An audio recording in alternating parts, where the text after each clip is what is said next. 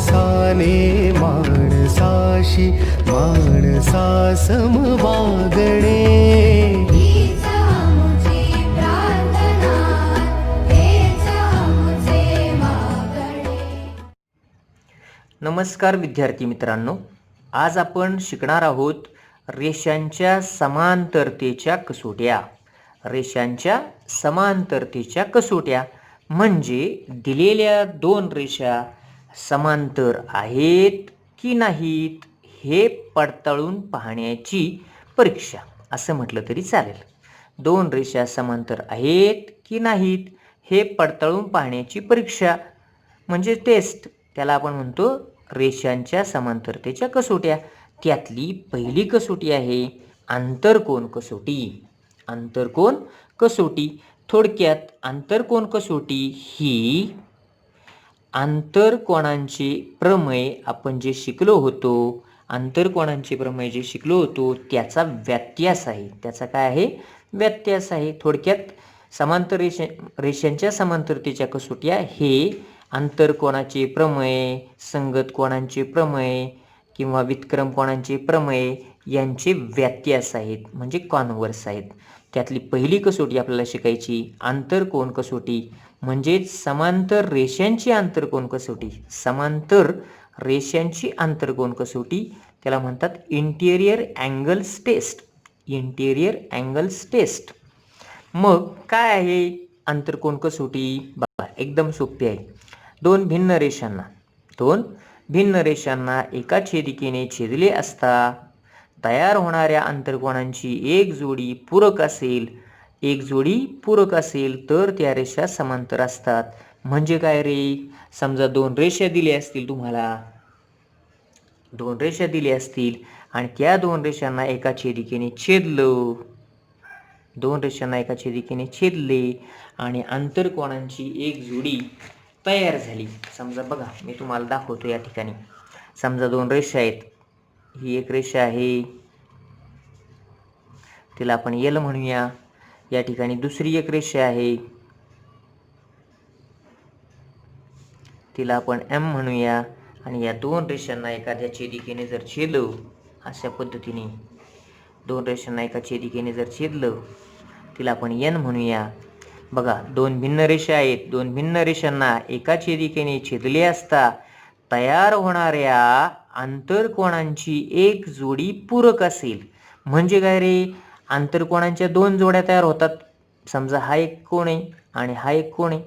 हे आंतरकोन आहेत की नाही? ही एक आंतरकोनांची जोडी आहे. त्याचबरोबर उजव्या हाताला पण इथे एक जोडी होणार आहे इकडच्या बाजूला, बरोबर. समजा आपण असं म्हटलं डाव्या बाजूचा जो आंतरकोन आहे तो ए आणि बी आहे आणि मी असं म्हटलं आंतरकोनांची एक जोडी पूरक असेल. म्हणजे काय? माप कोन ए अधिक माप कोन बी बरोबर 180 अंश असेल. याला म्हणतात आंतरकोन पूरक असतील. पूरक असतील म्हणजे त्यांच्या मापांची बेरीज 180 अंश असेल. बघा दोन भिन्न रेषांना एका छेदिकेने छेदले असता तयार होणाऱ्या आंतरकोनांच्या जोड्यांपैकी एक जोडी पूरक असेल तर त्या रेषा, तर काय होईल? तर त्या रेषा, त्या कोणत्या? रेषा एल समांतर रेषा एम असेल. बघा किती सोपं आहे. हे तुमचं पक्ष आहे आणि हे तुमचं साध्य आहे. कळलं का? दोन भिन्न रेषा आहेत एल आणि एम, त्यांना एका छेदिकेने छेदले, त्याच्यामुळं आंतरकोन तयार झालेत, संगत कोन सुद्धा तयार झालेत, वितक्रम कोन सुद्धा तयार झालेत. परंतु आपल्याला सगळ्यांचं घेणं नाही आहे. आपल्याला फक्त घेणं आहे आंतरकोनांची एक जोडी पूरक असेल म्हणजे त्यांच्या मापांची बेरीज 180 अंश असेल तर काय होणार? त्या रेषा समांतर असतात. एवढं तुम्हाला लक्षात आलं असेल. याला म्हणायचं आंतरकोन कसोटी. याला काय म्हणायचं? आंतरकोन कसोटी. समजली का आंतरकोन कसोटी?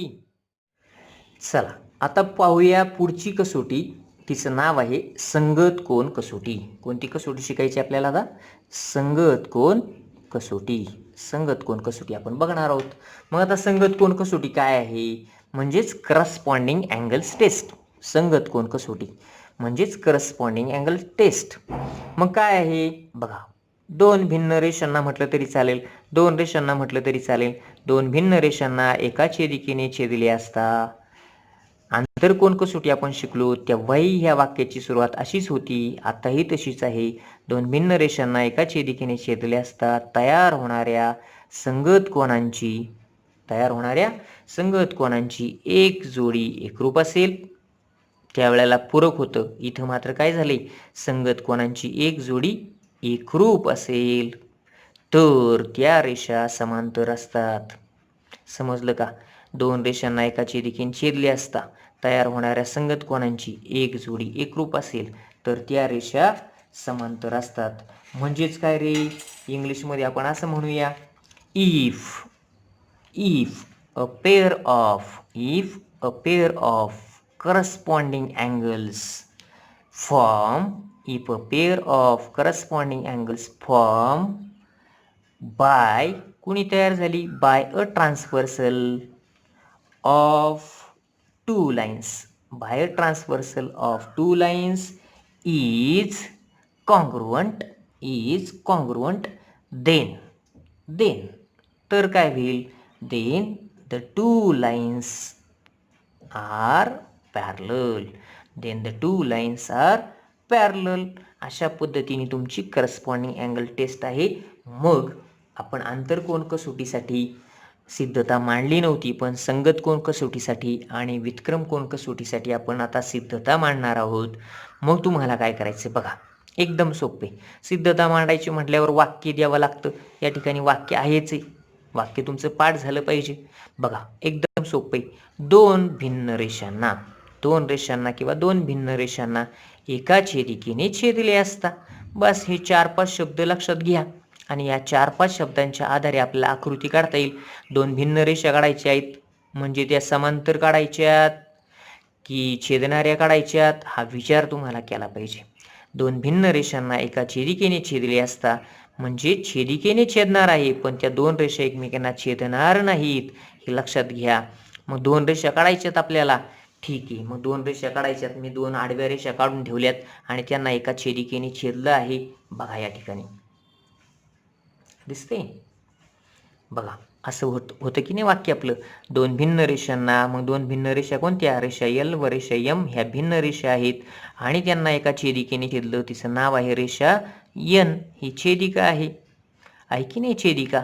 छेदले असता काय होणार होतं, छेदले असता तयार होणाऱ्या संगत कोणांची एक जोडी एकरूप असेल. संगत कोणांच्या 4 जोड्या तयार होतात तुम्हाला माहिती आहे, त्यापैकी एक जोडी एकरूप असेल. त्यातली एक जोडी आहे कोण ए आणि कोण बी, हे संगत कोण आहेत आणि ते कसे आहेत, एकरूप आहेत. त्यातली एक जोडी एकरूप असेल म्हणजे कोण ए एकरूप कोण बी असेल. तर काय होईल, तरच्या पुढच्या भागाला काय म्हणतो आपण, साध्य म्हणतो. परंतु आपण जर पासून तर पर्यंत पोचलो आहे, आकृती पूर्ण झालेली आहे. आकृतीच्या साह्याने आपण पहिल्यांदा पक्ष लिहिलं पाहिजे. मग आपल्याला काय करता येईल, वर्णन. या ठिकाणी पक्ष काय लिहिता येईल बघा बरं, एकदम सोपे. पक्ष म्हणजे काय असतं, जर पासून तर पर्यंतच्या भागाला धरून आकृतीचे केलेले वर्णन. जर पासून तर पर्यंतचा भाग पकडायचा. जर पासून तर पर्यंत काय म्हटलंय, दोन रेषांना एका छेदिकेने छेदले असता. मग दोन रेषा कोणत्या, रेषा एल व एम, त्यांना कोणी छेदले, रेषा एन ने छेदले. मग वर्णन कसं करायचं, आकृतीमध्ये रेषा एल व रेषा एम यांची रेषा एन ही छेदिका आहे. आकृतीमध्ये रेषा एल व रेषा एम यांची रेषा एन ही छेदिका आहे. तेच मी या ठिकाणी लिहून ठेवले बघा. आकृतीमध्ये नाही म्हटलं पण डायरेक्ट लिहिले, रेषा एल व रेषा एम लिहिलं तरी चालेल. आकृतीमध्ये रेषा एल व रेषा एम यांची रेषा एन ही छेदिका आहे. अजून काय आहे, अँगल ए म्हणजे कोण ए व कोण बी. कोण ए आणि बी कोण आहेत रे, संगत कोण आहेत. कोण ए व कोण बी ही संगत कोणांची जोडी आहे आणि कशी आहे, एकरूप आहे. बघा, कोण ए व कोण बी ही संगत कोणांची एक जोडी आहे आणि कशी आहे, एकरूप आहे. म्हणजेच एकरूप आहे म्हणजेच काय रे, म्हणजेच कोण ए बरोबर कोण बी किंवा मेजर ऑफ अँगल ए बरोबर मेजर ऑफ अँगल बी असं लिहिलं तरी चालेल. ठीक आहे, पक्ष समजलं का. पक्ष म्हणजे आकृतीचं वर्णन केलं आहे. आकृतीमध्ये रेषा एल व रेषा एम यांची छेदिका रेषा एन आहे. कोन ए व कोन बी ही संगत कोनांची एक जोडी एकरूप आहे, म्हणजेच कोन ए बरोबर कोन बी. अशा पद्धतीने आपण वर्णन केलं आहे. इंग्लिशमध्ये म्हणायचं आहे गिवन. काय म्हणायचे? Given. In figure line N is a transversal. Line N is a transversal of कुणाची आहे? Of line L and M. परत सांगतो बघा. Given in figure line N is a transversal of line L and M. पुढे म्हणायचं आहे angle A and angle B. Angle A and angle B is a congruent pair. Angle A and angle B is a congruent pair of corresponding angles. That is म्हणजेच म्हणजे काय म्हणतो आपण? that is angle A is equal to angle B. अशा पद्धतीने तुम्हाला लिहायचं आहे. साध्य. आता त्याच्या पुढचा भाग काय? तो साध्य. तर नंतरचा भाग. आपण वाक्याकडे पुन्हा जाऊया. वाक्य असं होतं, दोन भिन्न रेषांना एका छेदिकेने छेदले असता तयार होणाऱ्या संगत कोनांची एक जोडी एकरूप असेल तर काय होईल? तर त्या रेषा कोणत्या? रेषा एल आणि रेषा एम. त्या रेषा मग लिहून टाकू. त्या रेषा एल आणि दुसरी कोणती आहे? रेषा एम. रेषा एल आणि रेषा एम कशा असतात? समांतर असतात. म्हणजे दोघांच्या मध्ये चिन्ह द्यायचं समांतरतेचं. साध्य. रेषा एल आणि रेषा एम कशा आहेत? समांतर असतात. अशा पद्धतीने आपलं साध्य या ठिकाणी लिहून झालेलं आहे. समजलं का तुम्हाला? साध्य आणि पक्ष. साध्य म्हणजे काय रे? To prove line L parallel line M. एकदम सोपं साध्य आहे. आपण आता साध्य सिद्ध करूया. चला आता आपण पाहूया सिद्धता. मग सिद्धता काय आहे बघा, कशी मांडायची. आता सिद्धता मांडण्यासाठी आपण पहिलं काम काय करतो? साध्याला विचारतो मला काय करायचे आहे. साध्य तुम्हाला सांगेल तुम्हाला रेषा एल व रेषा एम समांतर दाखवायचे आहेत. मग आपण जरा आठवून बघायचं, दोन रेषा समांतर कधी असतात असा काही गुणधर्म आपण शिकलोय का? बघा एकदम सोपे. दोन रेषा समांतर कधी असतात असा काही गुणधर्म आपण शिकलोय का? आजच आपण पहिला गुणधर्म शिकलो होतो, आंतरकोन कसोटी शिकलो होतो की नाही. आंतरकोन कसोटी कसं असतं? संगत कोन कसोटी सिद्ध करायची असेल तर त्याच्या आधीचा गुणधर्म वापरायचा असतो. त्याच्या आधीचा जे काय आधी पूर्वज्ञान घेतलेलं असतं त्याचा वापर करायचा. जर आपण आंतरकोन कसोटी शिकून झाली आणि संगत कोनही कसोटी शिकून झाली असेल आणि व्युत्क्रम कोन कसोटी आपल्याला सिद्ध करायची असेल, बघा किती सोपं असते भूमितीमध्ये. उदाहरणार्थ तुम्हाला व्युत्क्रम कोन कसोटी सिद्ध करायची आणि तुम्ही आधीच शिकला, काय शिकला? आंतरकोन कसोटी शिकला असाल, संगत कोन कसोटी शिकला असाल आणि व्युत्क्रम कोन कसोटीची सिद्धता मांडायची असेल तर तुम्ही आंतरकोन कसोटीचा किंवा संगत कोन कसोटीचा वापर करू शकता. आता मात्र आपलं काय झालंय, आपण फक्त एक कसोटी शिकलोय आणि ती आहे आंतरकोन कसोटी शिकलोय आणि सिद्धता मांडायची कोणाची? संगत कोन कसोटीची. मग तुम्ही कोणाचा वापर करू शकता? आंतरकोन कसोटीचा वापर करू शकता. मग पहिल्यांदा आपल्याला कळलं पाहिजे दोन रेषा समांतर कधी असतात, तर त्यासाठी तुम्हाला आंतरकोन कसोटी आठवली पाहिजे. उदाहरणार्थ या ठिकाणी मी पुन्हा एकदा आंतरकोन कसोटी सांगतो बघा. तुम्हाला एकदम सोपं आहे. मगाशी सांगितलं होतं तुम्हाला, परत एकदा बघा. या ठिकाणी आपण आंतरकोन कसोटीची आकृती काढली होती. दोन रेषांना म्हणजे दोन भिन्न रेषांना एका छेदिकेने छेदले असता आंतरकोनांची एक जोडी पूरक असेल. बघा तयार होणाऱ्या आंतरकोनांच्या दोन जोड्या आहेत, त्यापैकी एक जोडी पूरक असेल म्हणजे त्यांच्या मापांची बेरीज 180 अंश असेल. तर काय होईल रे? तर रेषा काय होतील? समांतर होतील. रेषा कशा होतील? समांतर होतील. मग एकदम सोपे. आंतरकोन पूरक, थोडक्यात म्हणूया, आंतरकोन पूरक असतील तर रेषा समांतर होतील. आंतरकोन पूरक असतील तर रेषा समांतर होतील. मग झालं काम. पक्क लक्षात ठेवा, आंतरकोन पूरक असतील तर रेषा समांतर होतील. मग इथे आपण बघू ना आंतरकोन पूरक आहेत का. आंतरकोन जर पूरक झाले तर रेषा समांतर होतील हे आपल्याला आता माहीत झाले. आणि म्हणून या ठिकाणी आपल्याला पहिलं बघितलं पाहिजे की आंतरकोन आहेत का. बघा, दोन रेषा आहेत, त्यांना एका छेदिकेने छेदले म्हणजे नक्कीच आंतरकोन तयार झालेले आहेत. पण मी या ठिकाणी आंतरकोन नावानिशी दाखवले नाहीत. आता बघा, कोन बीचा आपण जोडीदार जर दाखवला, कोन बी हा आंतरकोन आहे, त्याचा जोडीदार कोणता, तर या ठिकाणी आपल्याला खूण करता येईल. बघा, कोन बीचा जोडीदार आपण इथे लिहूया कोन सी. कोन बीचा जोडीदार म्हणजे संगत कोन. कोन बीचा जोडीदार असणारा आंतरकोन. कोन बी आणि कोन सी हे आंतरकोन आहेत म्हणजे एकमेकाशी जोडीदार आहेत, जोडी आहे त्यांची. कोन बी आणि कोन सी ही आंतरकोनांची जोडी आहे. तिथे दाखवला नव्हता, आता आपण मुद्दाम दाखवलेला आहे. मग आता लक्षात घ्या, या दोन रेषा समांतर कधी होतील बरं, जर मापकोन बी आणि मापकोन सी यांची बेरीज 180 आली तर रेषा समांतर होतील.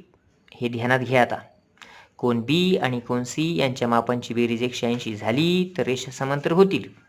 मग त्याकरता आपल्याला काय करायला पाहिजे, पहिला गुणधर्म बघू आपण, कोन ए आणि सी. आता मला सांगा, कोन बी आणि सी काय तुम्हाला रेडीमेड मिळाला का 180? नाही. मग इथे मात्र कोणाची बेरीज 180 बघा बरं, कोन ए आणि कोन सी यांची बेरीज मात्र 180. कशावरून लिहून टाकू, एक आकडा. आकृतीमध्ये म्हटलं तरी चालेल. आकृतीमध्ये काय आहे महत्त्वाची गोष्ट, आकृतीमध्ये माप कोन ए अधिक माप कोन सी बरोबर 180 अंश. कारण द्यावं लागल. काय कारण आहे बघा, ओळखा. एक सरळ रेषा आहे, त्याला एक डावीकडे फांदी फुटली आणि इथे दोन कोन तयार झाले, त्यांना म्हणतात रेषीय जोडीतील कोन. कोणते कोन आहेत, रेषीय जोडीतील कोन. आणि रेषीय जोडीतील कोणांचा गुणधर्म आठवतो का, रेषीय जोडीतील कोणांच्या मापांची बेरीज 180 अंश असते. आणि म्हणून मी लिहिलं होतं, मग इथं लिहा कारण रेषीय जोडीतील कोन, अँगल्स इन लिनियर पेअर. सिद्धता म्हणजे proof. In figure measure of angle A plus measure of angle C is equal to 180 degree. Reason आहे अँगल्स इन लिनियर पेअर. समजलं. अशा पद्धतीने कोन ए आणि कोन सी हे रेषीय जोडीतील आहेत आणि त्यांची बेरीज 180 अंश आहे. इथपर्यंत तुम्हाला समजलं का? ठीक आहे. आता दुसरा आकडा. चला पुढे. आता मला सांगा, आपण तुलना करणारे कोन ए आणि कोन सी हे काय पूरक कोन झाले, पण हे आंतरकोन आहेत का, तर नाही. आंतरकोन झाले असते तर रेषा समांतर झाल्या असत्या, पण हे तर आंतरकोन नाहीच आहेत.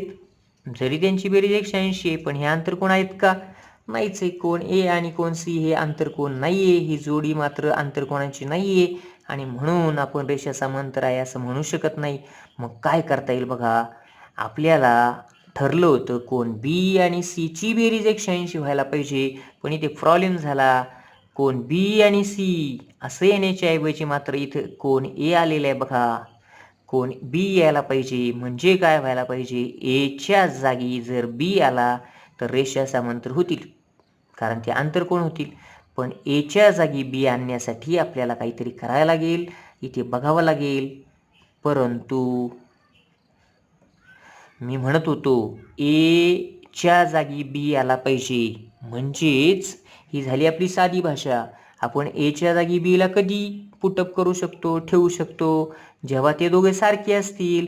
मग दोघे सारखे आहेत का, पक्षाचा आधार घ्या आणि तुमच्या लक्षात येईल. या ठिकाणी बघा, दिसतंय ए आणि बी सारखा आहे.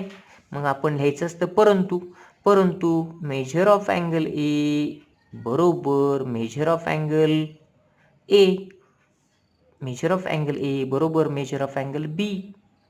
कशावरून, काय कारण, पक्षाचा आधार घेतला.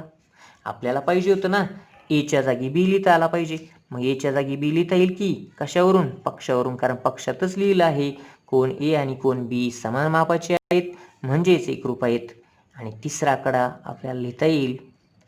म्हणून बघा, एच्या जागी बी लिहायला परवानगी मिळाली. मग कोन एची किंमत जी आहे ती विधान 1 मध्ये ठेवूया आणि आपल्याला या ठिकाणी असं लिहिता येईल, म्हणून माप कोन एच्या जागी काय लिहिणार? बी अधिक मापकोन सी बरोबर किती? 180. काय केले मी लक्षात आलं का? विधान 2ची किंमत विधान 1 मध्ये ठेवली आहे आणि मग आपल्याला ठरल्याप्रमाणे मापकोन बी अधिक मापकोन सी किती आला? 180. आणि मग चौथा आकडा लिहायचा आहे.